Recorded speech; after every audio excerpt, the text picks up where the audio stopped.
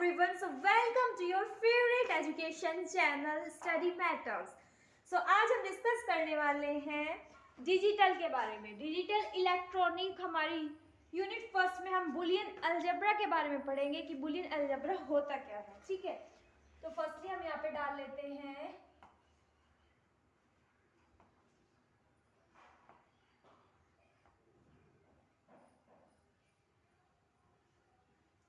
Algebra, Boolean algebra. तो firstly हम यहाँ पे ऐसे ही डिस्कस करेंगे इसके बारे में कि बुलियन अलजेब्रा होता क्या है। यहाँ पर वेरिएबल दो ही वैल्यू के ऊपर काम करेंगे, 1 या 0।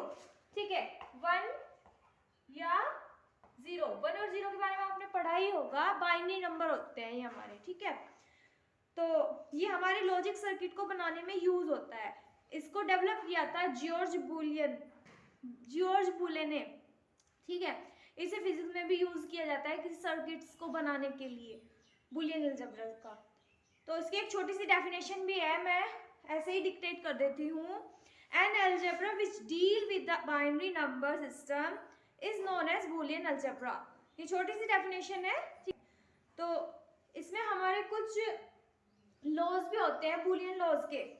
ठीक है, अब हम जानते हैं लॉज ऑफ बुलियन अलजेब्रा। तो फर्स्टली हम डिक्टेट करेंगे कॉम्यूटेटिव लॉ के बारे में। कॉम्यूटेटिव लॉ में हमारे 2 लॉज आते हैं, 4 एडिशन के लिए और 4 मल्टीप्लिकेशन के लिए, जिसके बारे में मैं आपको पहले भी बताया है, उसका लॉजिक गेट बताया था मैंने आपको। तो ये होता कैसे है, अगर हम 4 एडिशन की बात करें, ठीक है, इसमें क्या होगा कॉम्यूटेटिव लॉ में हमारा, इसमें ऑर्डर बदलेगा ही नहीं। यानी कि अगर हम ऑर्डर को बदलते हैं तो उस पर कोई फर्क नहीं पड़ेगा इसके आउटपुट पर। ठीक है, रिजल्ट पर कोई भी फर्क नहीं पड़ेगा, वो एज इट इज ऐसे ही रहेगा। यानी कि अगर हम a प्लस बी लिखते हैं यहाँ पे, जैसे कि a प्लस बी हमारा है equal to b plus a लिख देंगे, तो इससे कोई फर्क नहीं पड़ रहा है, एज इट इज ऐसे ही सेम रहेगा। ठीक है, और जैसे हम a डॉट b लिख देते हैं और equal to b dot a लिखेंगे, तो तब भी हमारे आउटपुट पर कोई भी फर्क नहीं पड़ेगा, ये एज इट इज ही रहेगा। ठीक है, 4 एडिशन में क्या होगा बेटा, तो फर्स्टली में 4 एडिशन में हमारा इस तरीके से ही होगा, a प्लस बी, जैसे कि हमने आपको बताया भी था। तो हम इसे प्रूव करके दिखाते हैं। ठीक है, तो लेट्स गो। अब हम बात करते हैं 4 एडिशन में। यहाँ पे हमने एक डायग्राम भी बनाया है, देखो हम इसमें 0 1 का यूज करते हैं। ठीक है, तो हमने a में ले लिया 0 1 और b में ले लिया हमने 1 0। ठीक है, और फिर हमने a प्लस बी करा दिया। जब हम a प्लस बी करेंगे यानी कि 0 प्लस 1 करेंगे तो हमारा 1 मिलेगा हमें। ठीक है, और 1 प्लस 0 करेंगे तब भी हमारा 1 मिलेगा आउटपुट।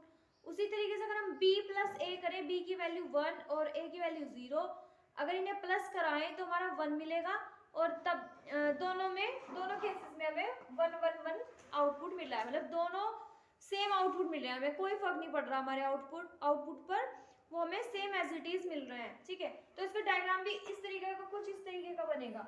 ये हमारे a और b है, और फिर यहाँ पे हमारा एडिशन वाला सर्किट आ गया, यानी कि और गेट का यूज करते हैं। जब हम एडिशन की बात करें तो हम और गेट का यूज करते हैं। ठीक है, और फिर यहाँ पे इस तरीके से हमने एडिशन किया हुआ है, तो इस तरीके से सेम वही बनेगा सेम। ठीक है, और अब हम बात करेंगे एसोसिएटिव लॉ के बारे में। मल्टीप्लिकेशन लॉ आप खुद करके देख लेना। ठीक है, अब हम देखते हैं associative law, arithmetic logical for addition. यहाँ पे अरिथमेटिक लॉजिकल फॉर एडिशन के लिए हम देखेंगे, तो हम यहाँ पे इस तरीके से लिख सकते हैं, a प्लस बी प्लस सी लिखे, और या फिर a प्लस बी प्लस सी लिखे, तब भी हमें एज इट इज यही मिलेगा।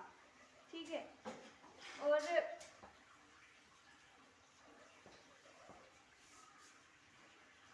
तो हम देखते हैं यहाँ पे, अगर हम देखते हैं, चलो ये बिल्कुल सच है या रॉन्ग है, मैं गलत कह रही हूँ या, ठीक है, तो हमने इसमें एक ट्रिक होती है हम ये लिखने की, बाइनरी नंबर्स लिखने। तो हमें जब हमारे पास 3 तरह के एलिमेंट्स होते हैं, ये 3 तरह के अलजेब्राज हैं a b c, तो हम क्या करते हैं, 8 का पेयर बनाते हैं, 8 वाली इससे करते हैं। ठीक है, तो हमने यहाँ पे 8 किए ये, तो स्टार्टिंग में 4 0 लिखेंगे और लास्ट के में 1, इस तरीके से करेंगे इसको। b के फिर 2 0 2 1 2 0 2 1। ठीक है, फिर c में एज इट इज 0 1 0 1 0 1 0 1, इस तरीके से हम बाइनरी नंबर 0 1 को पुट कर देंगे इसमें, ठीक है। इसे इस तरीके से ही लर्न करना, ये ट्रिक है एक तरह की, यानी कि पहले स्टार्टिंग 4 0, फिर लास्ट की 1, फिर 2 0, फिर 2 1, 2 0 2 1, फिर 1 0 1 1 0 1, ऐसे हो जाएगा।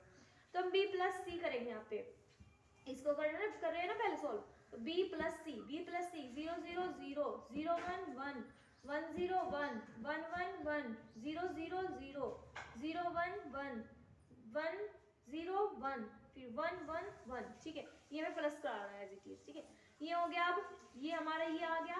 अब इसमें a को ऐड करना, यानी कि b प्लस सी में क्या कर देंगे, a को ऐड कर देंगे, यानी कि 0 0 0 0 1 1 0 1, तो ये 1 1 1 1 1 एज इट इज आ जाएगा। फिर उसी तरीके से हम a प्लस बी को करेंगे और फिर a प्लस बी प्लस सी को, ये तो इस तरीके से हमें सेम आउटपुट मिलेगा यहाँ पे, ठीक है। मल्टीप्लीकेशन का आप खुद करके करना, खुद प्रैक्टिस करना इसकी। और फिर अब हम देखते हैं डिस्ट्रीब्यूटिव लॉ। हम देखते हैं डिस्ट्रीब्यूटिव लॉ।